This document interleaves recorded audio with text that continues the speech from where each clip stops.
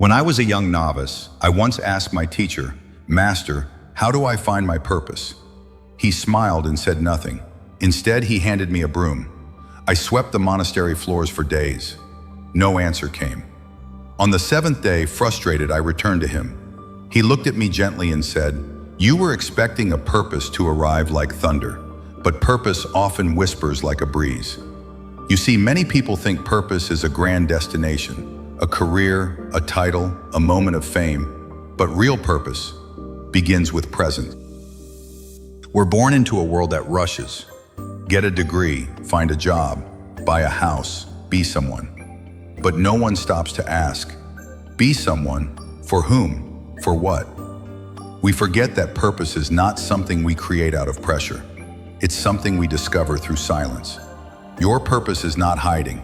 It's just buried beneath noise, distraction, comparison.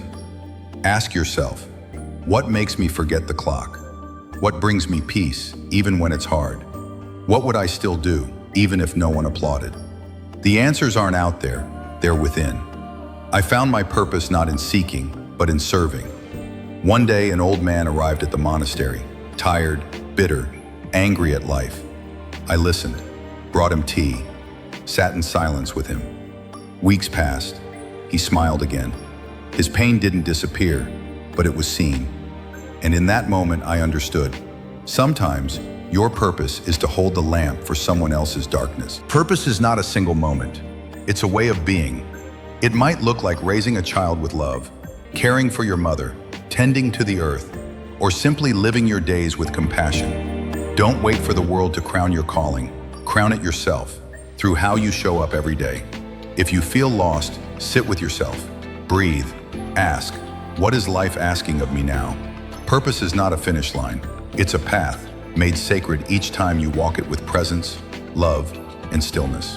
So walk slowly, walk sincerely, and the path will reveal itself. To seek your purpose is noble, but know this, purpose is not something you find as one finds a coin on the road. It is something you uncover, layer by layer, as one peels the bark from a tree to reach its living core. When you were born, you cried, and the world rejoiced.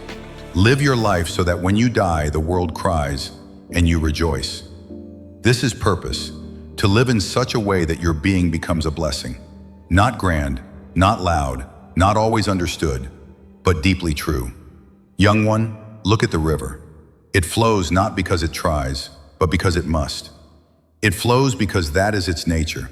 It does not question the mountain, nor resist the bend. It surrenders to gravity, yet carves stone.